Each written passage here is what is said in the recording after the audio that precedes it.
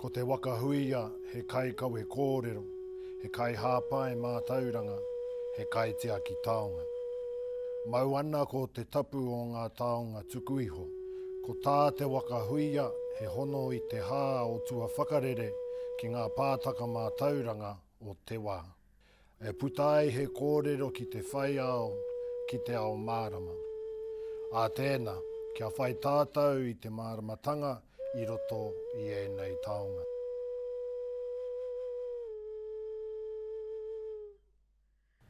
Tēnā koutou tamariki mā, nau mai ki tēnei hōtaka o Raranga Matihiko. Ko Sam Henare tōku ingoa, ko Jesse Roberson tēnei, and we both work at Te Papa Tongarewa here in Te Whanganui Atara. And together with our friends from Waitangi Treaty Grounds, Te Peto Whenua, Waikato Museum, Te Wharetanga o Waikato, and MTG Hawke's Bay Tai Ahuriri, we've got some awesome activities for you to do at your kāinga all around kaitiakitanga. So Sam, what does it mean to be a kaitiaki?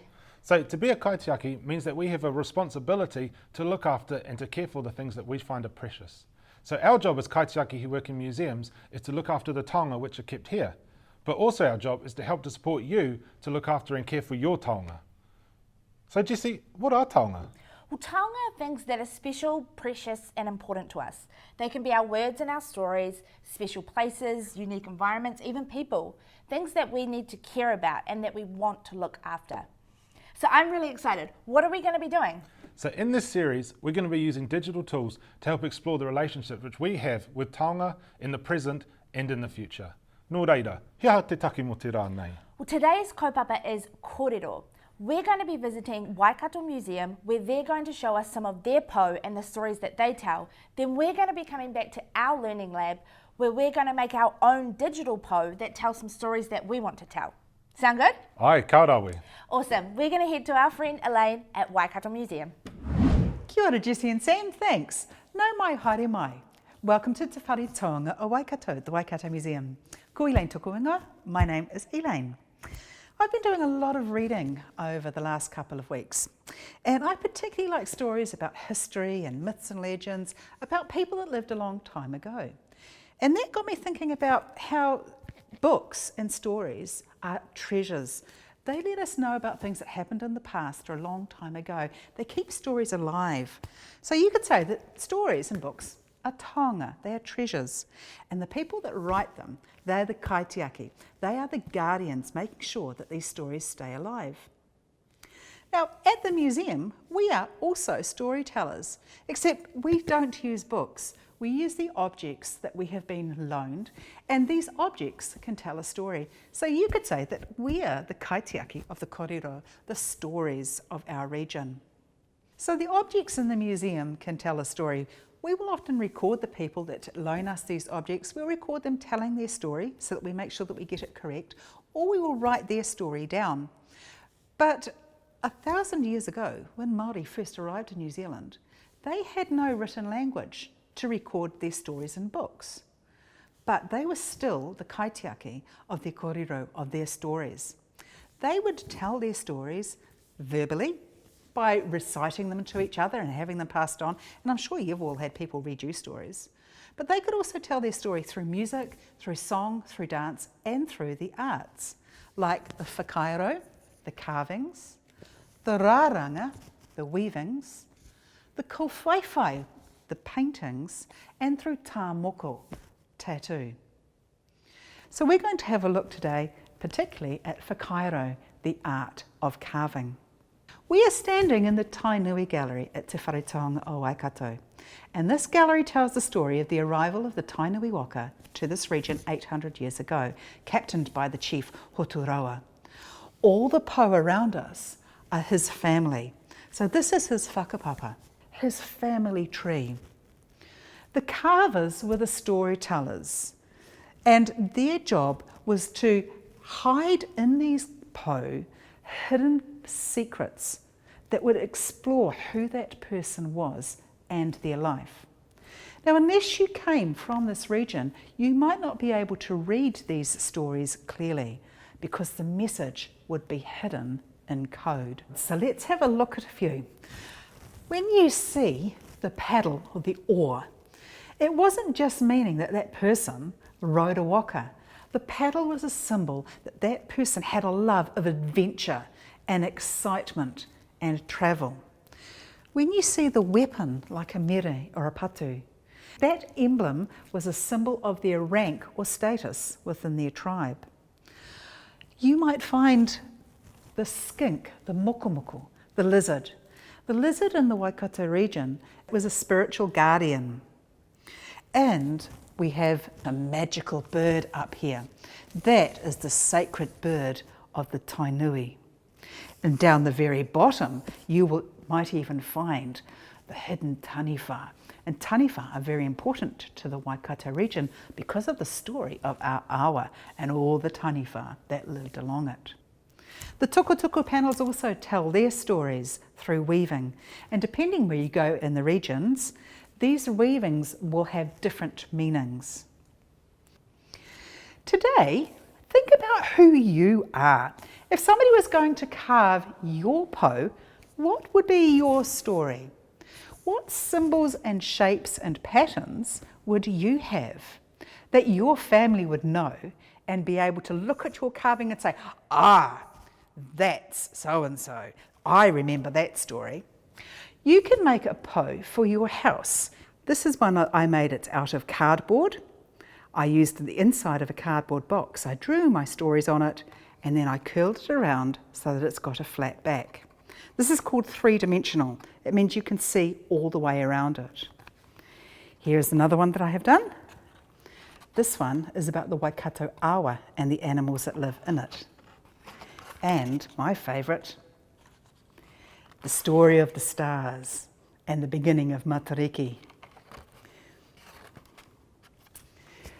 Not only are you going to be able to make your own po for your bedroom, you're also going to learn how to create a po digitally as well on the computer using a special tool called Sculpt Gl. And our friends down at Te Papa are going to show you how. Back to you, Sam and Jessie. Ka kite anō. Thanks, Elaine. Wow, that's really interesting. So even though Māori have an oral language, they use po to support the stories that they're telling. Aye, so instead of having this written language, you can go and see these different artworks which will tell you those stories, whether they be kōwhaiwhai, tukutuku, or po whakairo. And we can also see stories of the whānau that are related to those places as well. That's cool. So it's kind of like a library where people can go to get more information about different whānau and iwi. Tika. That's awesome. I'm going to head to the lab now, where me and Martin are going to have a go at making some of our own digital po that tell stories. See you there. Oh, kia ora, Jess. Kia ora, Martin. What are you up to? Well, I've seen that you've been looking at po from the Waikato Museum and how the focus of kōrero, they've been recording stories. So I thought we'd have a go on a digital tool called Sculpt Gl. Sculpt Gl. Yeah, so what I'm going to do is I'm going to type into Google Sculpt Gl and hit enter, and it will be the first thing that pops up. This is a great digital tool. We don't even have to sign in to use this program. Perfect. And what you get that comes up straight away is a big sphere. Kind of looks just like a circle right now, but if you use your mouse, you can left click to add things, but if you use your right click, we can actually move around. And if I zoom out a little bit, you'll see that this is like a working table with a bit of clay on it. You might see on our table, we've got a bit of plasticine, and what you're probably used to is pushing and manipulating this plasticine to make yourself some really cool things. It's very similar to what we're going to do, but this is a digital tool, so it's like digital clay. So it's like using plasticine, except digitally. So we're going to make a po. But that looks nothing like a po. That's a sphere. Exactly. It's like a ball. So we need to start with more of a cylinder shape. And we can actually do that with this digital tool. Oh, how do I do that? Okay, so if we have a look at the top of our toolbar, you'll see we've got things like print it, scene, history, and background. All I want to do is focus on scene. Scene talks about what we're working on. Right. Okay, and we can't just add a cylinder on top of that sphere, so the first thing I want to do is delete that, clear that scene, okay? Clear it away. Okay, now I have nothing. So I need to start with that cylinder. Go back to scene and add a cylinder. Oh, that looks much better. This is looking way more like a po. Now, the po that we saw at Waikato were in the wall, so it was only half round. But for our purposes, we're in a 3D space. We're going to just use the cylinder. Yeah, there's more room to make designs. What we want to do is try and make our form into a type of person who's got a story to tell. And that story will be told through the patterns and the designs that we decide to put on there. But what we're trying to do is just have a go at trying to use the clay itself. And we're going to use this toolbar down the right here. Now, you can see tool, and we can see the word brush. What we're going to do today is we're only going to use 3 tools in that column: brush, crease, and twist. Can you remember those? Brush, crease, and twist. Got it. Perfect. I'm really excited to see what they mean. Now, brush and crease will be the main ones we use, and then I'll show you a bit about like how the twist works for you. But we're going to start with brush. Now, you're probably thinking, brush with the plasticine, we're not going to just change the color of it by using a paintbrush. Brush allows us to put more plasticine on top of that object. So if I click brush, you'll see a circle appear. This circle here, if I click my left mouse, it should start putting material on to the pose. So if I just go around and keep moving my mouse, what we can see is that the clay is building and building and building on top of itself. And if I use the right click, I'm going to move around. You can see how far from the object that's come. Ready? So that right click changes our view. Yep. So using right, I can see how far out from the po that clay has actually come. That's so cool. Now, if you ever make a mistake and you're not happy with what you made, great thing about digital tools is that we can actually go back. And to do that, we're going to use history. And you can see there's undo and redo. So if I hit undo, gone. Perfect. Now, if I accidentally hit undo, I can always put it back. Oh. Now, what I want to do is make sure that we create our po to look like a person, or stylized is the word that we use when you're looking at carving, because the head takes up about 1/3 of the body, and hopefully at home and us too, our heads aren't that big. But if we think about the main importance of where our story is coming from, it's probably coming from our brains, from our mouth, and connecting to the wider world. So if we think about what we probably have some eyes and the nose and things like that. So what I'm going to do is I'm just going to use brush again, and I'm just going to make some circles, round and around and around. It kind of almost looks like an owl. It does. So whatever you do on one side happens on the other side. Yeah, it's a word down here called symmetry. So if you think of a mirror line on that screen, if the mirror was running down here and I decided to put a little bit of clay here, it appears on the other side. But if I cross over, you get a mirror in between those two things. That's so cool. Now, I'm going to go backwards again, so I'm going to hit undo so I can get rid of those. So I reckon those are pretty good eyes. Now, what good is a story without a mouth? So I might just put a little nose and maybe a mouth like that. That's looking pretty good to me. That's looking really good. And I might think of some shoulders and maybe some hips, because I remember seeing in the footage from Waikato that there were some really beautiful shoulders and hips and they were holding taonga. So I might just see if I can add some of those details to make it look more like a person. So if I rotate to the side, now we talked about the mirror. If I decided to put a shoulder here and then just an arm coming to the front, it may look like that symmetry is not working anymore, but it's happening on one side of the shape and I just can't see the other side. So hopefully if I rotate around, there should be 2 arms on there. That makes it so much easier. Now I might just do little suggestions of some feet down the bottom here, just like that. And because it's 3D, we get to look at the whole object. That's looking pretty cool. Now, I did mention we've only used one tool, and look at the amazing things we've been able to achieve. Yeah. That's pretty cool. I might switch over to crease just so that we can have a look at what that tool does. Now, you may look through the toolbar, there's lots of names, and they're pretty straightforward. If it's drag, move, pinch, or flatten, they kind of do what they say, but it's good to just play with a few tools at a time and get a handle on them. So crease is this tool here. Symmetry is always working, so both sides. So if I wanted some nostrils, maybe I just want to cut in some nostrils. Maybe I want to think about its eyes and just put a few little extra circles in there. There we go. So crease is almost like the opposite of brush. It goes in rather than making it come out. You could imagine your crease is like using your fingernail and trying to put some lines into your plasticine. And using crease on the digital tool does the exact same thing. That's perfect for carving then. Carving is that cutaway process, as opposed to maybe when we're using clay, we're trying to build on top of things.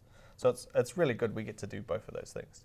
Now, we're talking about kōrero today. So obviously, who is this person and what is their story and how might we tell that? Those little details that we might want to put in there will help someone know a little bit about them and help someone else tell that story. And we have the benefit of actually going to the back of this post. So what I might do is just go to the back. How did you just zoom in and out like that? So on top of the mouse, there's actually that rolling ball, so you can actually zoom in and out using that.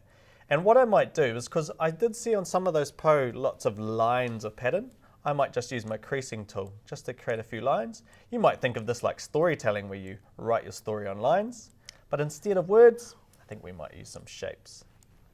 Now I would suggest that you have a play first. Sometimes if we go in with a design idea and it's not quite working out, that's fine. We might find some really brilliant shapes come out and we can make stories from them. So if I tried to make a triangle and see where they join, that's pretty cool. Perfect. What do those triangles remind you of? To me, they're a lot like our maunga, like our mountains. And so it's really cool to be able to put those in there. And so that might help me think of what's in the next line. So I think of maunga and mountains, and then I think of waters running from them. So maybe if I do some squiggly lines like this, we might start getting some rivers. And what might be on top of a river? Maybe a waka? Maybe a waka. Maybe I'll just do, obviously it's in symmetry, so there might be two of those waka. Two wakas. Well, two wakas is better than one. Now we start thinking, hey, this might relate to the person that we're actually creating here. And if you're doing this at home, you might start with that idea of all the things that you like, or even shapes and colors, and you might want to add those to your post. So start with a person, and by making it you, it's all that information that's behind it. So I might just add maybe just a heart. I love hearts, they're cool. So there we go, there's one heart, and I might see if I can make one in the middle, and another one over here. Cool, I'm starting to get some really cool details in the back of my po. And what's cool, we could even think about that, like the story is hidden, but it's hidden behind the po. And unless we let people see the back, they might not know the story. That's the real basic tools that we have. I did mention one more tool, which was the twist. Yes, I'm excited to see this one. So twist is this tool here. And I remember seeing in the po there was twists where the shoulders and the hips were on those posts. So it's quite funny. If you click where the shoulder is, you have to move the mouse slightly and it should start spiraling around like that. Wow. And the more that you rotate, the more it will spiral. And remember, it happens on both sides. And I might just add some to the hips. There we go. Those twists look really cool. Can we do more? Yeah, we could have a go at making some more twists. Maybe I'll put some twists at the back and see what they look like. So I've got a few patterns here. I wonder what it does to our patterns. So I might just spiral. Oh, yeah. So it kind of distorts our story a little bit. Like our mountain is now gone and our heart's kind of there. So remember what we did before, we can actually go back. So I'll just go up to history and I'll hit undo and I'll keep those there. So remember, we have our tools, right? We've got brush, which helps me add more clay onto my sculpture, onto my po, like this, so I can build the clay on the outside. And I have crease. so I can add our details on top. So maybe there's a sky now on top of our mountains. That looks cool. And we have this beautiful po with these details. And you can zoom in, zoom out, have a look. Now, if you get to this point, you're doing really well. This is a new tool, and you're using these three tools, the three tools in Sculpt Gl. You can have a go at adding a little bit of color. And color's really important because they are symbols in themselves. So if you think of red, you might think of things like hearts and Valentine's Day and love. Or if you think of green, you might think of our environment. So I will show you a little sneak peek at another tool, which is paint, which we all know. It's got paint, we want to add some color. So we click on paint, and just where this yellow bar is, that's where we can make a selection on any of the colors we might want to pick. So what's your favorite color, Jess? My favorite color is pink. It's pink. Perfect. So you might notice my po goes pink. Yes. Don't worry about that. It's just showing you what color it's going to be. And if I let go, I've got a brush tool. Now with this brush tool, that's when I can use it just like a spray can. And I can make parts of my po different colors. That looks really cool. That gives it a lot more, I feel like it makes it easier to tell our stories because we can put colors to it so people can understand some of the patterns. There is an option if you just wanted to make it all one color. We do have a button there that says paint all. Okay, so I'm going to click that, and we've got this beautiful pink po. Beautiful pink one. That looks perfect. Awesome. Now, if you're thinking about using this tool at home and maybe you don't have access to the tool, or if you do, we always like to go from the digital. You can always use that as inspiration for using your plasticine or your Play-Doh again. So remember, you start with your po here, that's digital, and you might want to use those techniques of crease or adding some more plasticine on top, and you might be able to get a physical one and a digital one. That would be really cool. What other activities could we do, Jess? That's so much fun, but I mean, if we don't have access to plasticine or a computer, we can easily just use almost any material we have at home. So I've got this one here that's kind of similar to the one that Elaine had at Waikato Museum, where she's made some cardboard and she sellotaped it at the back. It's got a flat back on here. And then there's some pretty interesting designs on here. Martin, I think you've been drawing these. Do you want to tell us a little bit about them? I have. I had a little go at sort of doing the same process of trying to get a face first and get a body. And then I started thinking about different symbols and ideas that might give you little clues into the story about this person. So you might see there's butterflies and some grass for the environment. And this person likes playing hockey, so I've put a little hockey stick on there too. Because remember, it is about you. If you're making a po and you like doing different things, well, you can add those to your po. So your story can be told through your object. And it's up to you who you share that story with. This is a really awesome idea. And it's so easy to make. So all I've done when I've made this is got a little bit of tape, and this is a piece of cardboard that I found, and then I can just grab anything that I have around the home that I can colour with to start drawing some designs. Martin, if you were going to make a po about yourself, what are some of the designs you might draw on it? I do the same thing. I'll try to get that face just as a starting point, and then I might add details around my family, around the things I like doing, and even the things might even be TV programs you like watching. Little bits of information that really help us understand who you are. Well, that's awesome, and thank you so much for showing us these.